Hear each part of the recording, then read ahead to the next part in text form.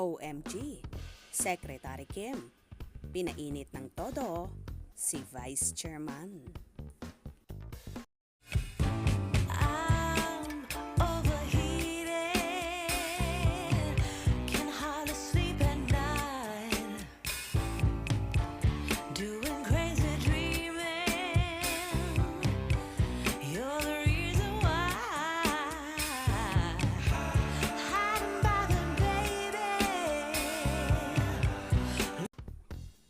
Break sa office works. Ang sekretary na si Kim Chu. Nagpalamig muna siya. Yap, dahil nga sa local adaptation ng Korean drama na What's Wrong with Secretary Kim. Siya na ang peg ng mga sekretary. Anya sa post, summer is finally here. I can wait to spend more time under the sun, in salt water. Pero aminado siyang dumaan siya sa belo para talagang maging perfect ang kanyang katawan. Wow! Grabe sa hat nga ni Chinita Princess sa naturang post na yon. Kaya naman pinagkaguluhan ng ilang netizens. Ganun na rin ni Dr. Vicky Bello at ni Direk Jan Salud. Narito at ating silipin. Ayon kay Dr. Vicky Bello, kaya pala ang init.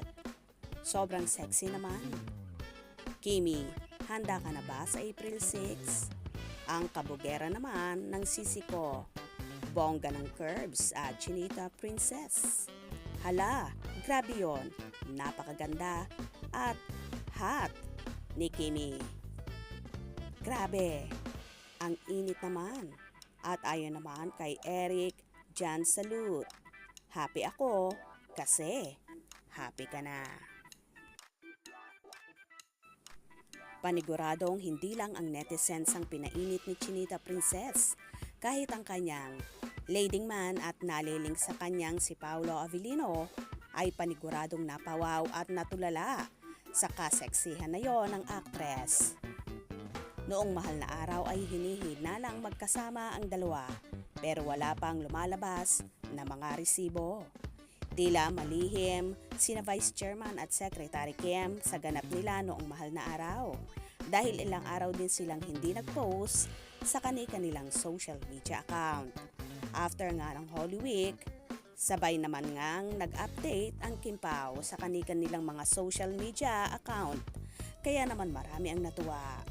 Anyway, may something na nga ba sa Kim Pao na pilit nga lang itinatago dahil alam naman ng lahat na may kanya-kanyang pinagdaanang breakup na naganap kina Kim at Paolo.